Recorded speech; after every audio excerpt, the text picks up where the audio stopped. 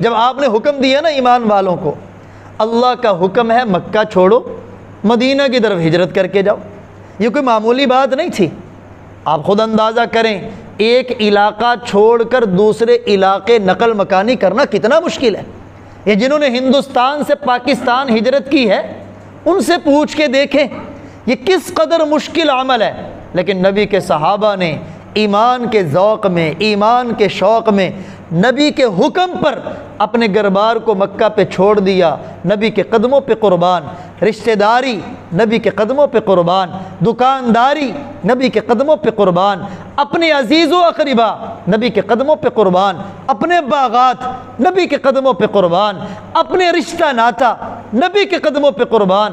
وہ جہاں یثرب میں وہ جا رہے تھے وہاں نہ برادری اپنی، نہ رشتہ دار اپنے، نہ گھر موجود، نہ دکانداری موجود، نہ کاروبار موجود، سب کچھ یہاں چھوڑ کے جا رہے تھے اور دنیا والوں کو پیغام دے رہے تھے۔ اس نبی کی بات معمولی نہیں ہے۔ اگر نبی کی بات کی قیمت کا اندازہ کرنا ہو، مہاجرین کو دیکھو جنہوں نے نبی کی بات پہ سب کچھ قربان کر کے رکھ دیا۔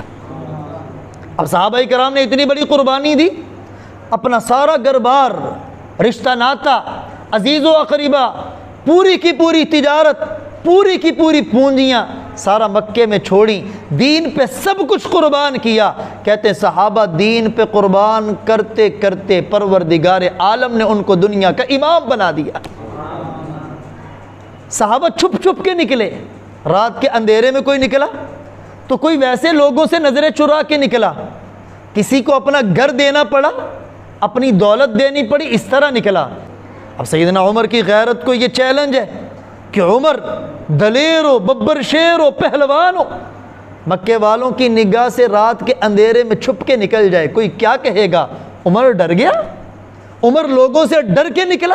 سیدنا عمر نے کہا نہیں نہیں، میں جاؤں گا تو کھلم کھلا جاؤں گا۔ خانہ کعبہ کے پاس آئے، خانہ کعبہ کا طواف کیا، 2 رکعت نفل پڑھی، اور جتنے بھی وہاں سارے وڈیرے بیٹھے تھے، عمر نے تلوار لہرا کے کہی اے مکے کے مشرکو، عمر آج مکہ چھوڑ کے ہجرت کرنے کے لیے جا رہا ہے، اگر تمہیں یہ عمل ناپسند ہے، آئے کوئی عمر کا راستہ روکے، جسے اپنی بیوی کو بیوہ کروانا ہو، جسے بچوں کو یتیم کروانا ہو، جسے اپنی جان عزیز نہ ہو، عمر کا راستہ روک کے دکھائے۔ سارے چھپ چھپا کے نکلے، عمر نکلے تو علل اعلان کھلم کھلا نکلے۔ اس لیے آپ کے صحابی سیدنا عبداللہ ابن مسعود سب کہتے رضی اللہ تعالیٰ عنہ، وہ کہتے جب عمر اسلام لائے، یہ اسلام عمر کا لانا اسلام کی فتح تھی، عمر کا اسلام لانا اسلام کی، فرمایا عمر کی ہجرت وہ نصرت الہی تھی، اور عمر کی خلافت اللہ کی مسلمانوں پہ بہت بڑی رحمت تھی۔